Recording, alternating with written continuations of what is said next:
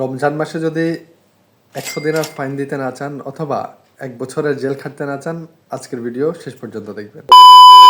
আসসালামু আলাইকুম, সবাইকে পবিত্র মাহে রমজানের শুভেচ্ছা।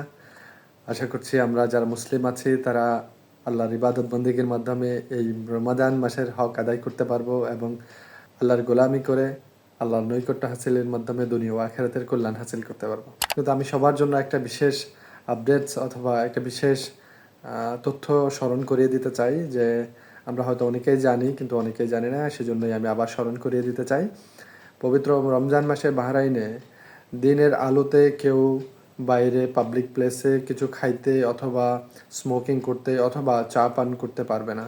সেক্ষেত্রে যদি এমন কাউকে পাওয়া যায় 100 দিনার জরিমানা করা হতে পারে অথবা 1 বছরের জেল হতে পারে।